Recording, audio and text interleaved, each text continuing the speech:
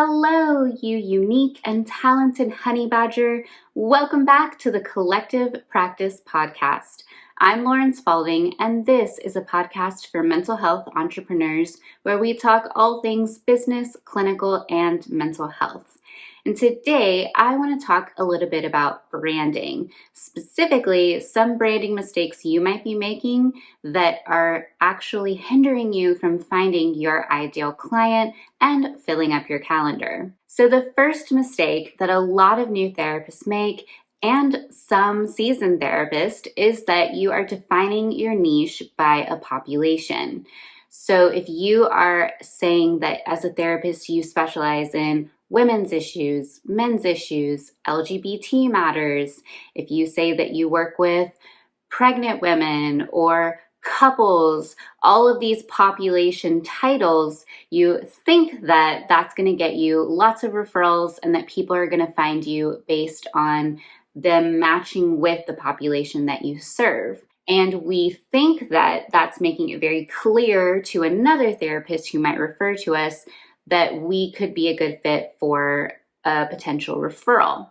But the reality is we are limiting our niche if we stop at population. We want to go more in depth in defining our niche, and we want to also speak into what we actually address within that population's unique issues or therapeutic goals. So when we think about defining our niche, we don't only want to think about who we serve, but how we serve them. The second branding mistake I want to talk about today is defining your niche based on your therapy model. Now, this is another really big mistake that therapists can make in that we just talk about whatever we're trained in. So people will identify themselves as an EMDR therapist, as an emotionally focused therapist, as a solution-based therapist. And again, we are trying to communicate to fellow therapists what we know, what we do, and we think that that's defining our niche really well.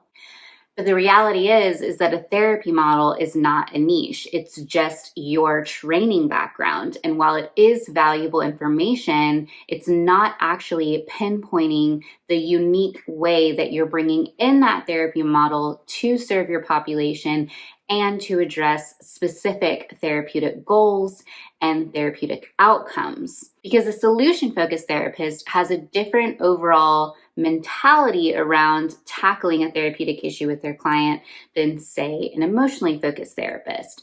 And so we don't want to just say the therapy model that we're trained in. We want to speak into how that impacts our treatment planning and how that impacts how we are going to help those who are seeking our services. Now, another false safety net that's created in this within our field is that we think that if we get advanced trainings, then we are more likely to reach our ideal client or to fill up our calendar.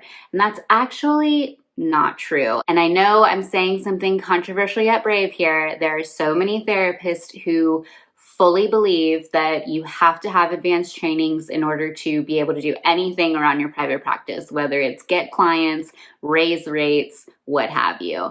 But the reality is, majority of lay people do not have a clue what that alphabet soup behind your name means. So while you are shelling out thousands of dollars to get advanced trainings as quickly as possible so that you can fill up your calendar and have a robust private practice, you are actually approaching your business model in a backwards thinking way. If we were to think as actual entrepreneurs, we would know that the philosophy is not, if you build it, they will come. That maybe at one point in time that was true, but there's so much more to creating a business than just providing the service or providing the resource. So the reality is advanced trainings are helpful in increasing value to your services, in becoming a better therapist, but it doesn't actually have as direct correlation to getting your ideal client than most therapists make it out to feel. And the third branding mistake I want to talk about today is having an unclear branding message. So if you're a modern therapist, you've got some type of online presence, whether you are on a directory, whether you have a website, whether you have any form of social media presence. As a newer therapist, we need to have some way of people seeing us online and getting a sense of our therapeutic skills and our therapeutic services.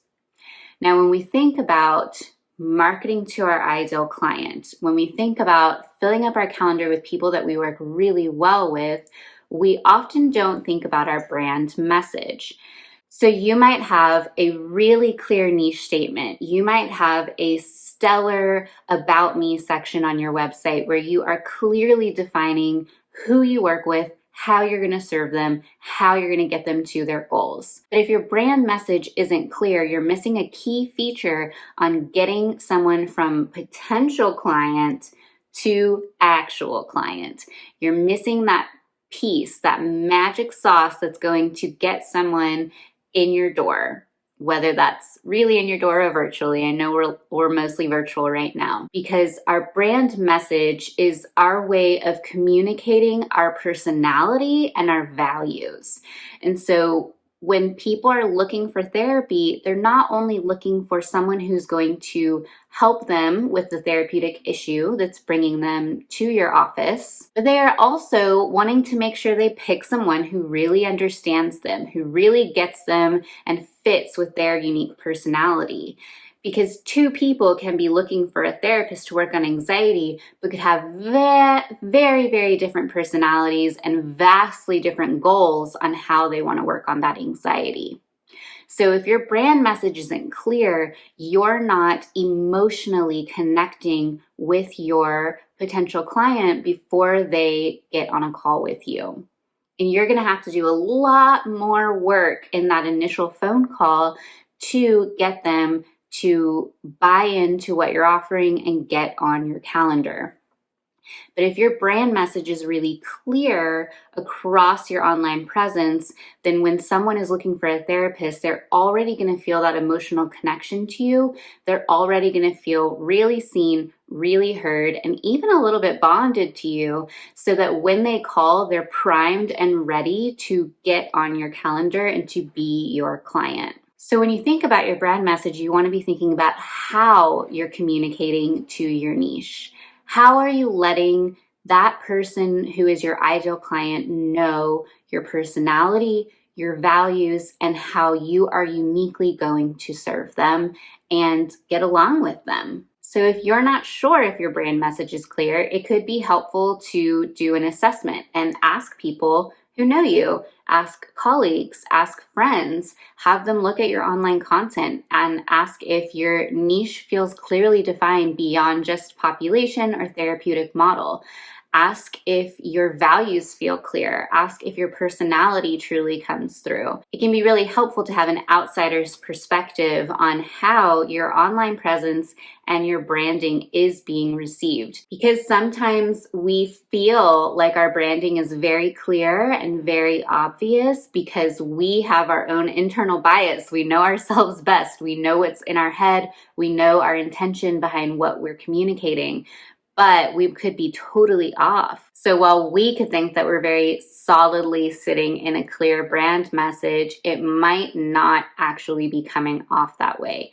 So it's very helpful to get opinions around your branding and your online presence. Well, that's everything I've got for today, but if you want to learn more about branding, be sure to check out my free masterclass, links down below, or you can also visit my website, laurenspalding.co, where I go more in depth on all of the different types of brand voices or brand archetypes and how you can show up more clearly in your social media marketing. And be sure to follow me on all of my socials. I post regular content on my Instagram, Facebook, Twitter. I'm not so regular on TikTok. I hope to post on that more, but all of that's linked below. I also have this podcast on listening platforms like Spotify, Anchor, etc. So if you ever want to take me on the road or you don't want this visual content that comes with my podcast, be sure that you are subscribed to it on whatever listening platform you use. And make sure you're part of my email list. I've got a really exciting product coming out soon. I'm going to have very affordable courses on the foundation of building a private practice and how to build a profitable first year. So if you want to be among the first to know when that is available and all of the goodies that come with it, be sure to sign up for my email list.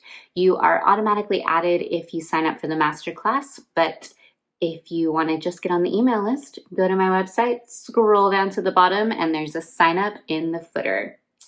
Thanks so much for spending time with me today. I'm so happy to support you in your entrepreneurial journey, and I will see you in the next one. Bye.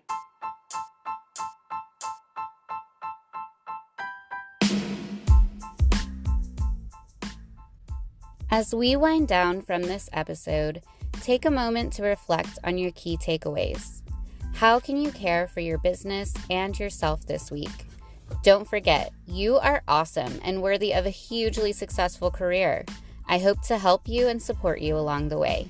I'll see you in the Collective Practice Facebook group and in the masterclass. Visit laurenspalding.co for more details. Talk to you soon, friend.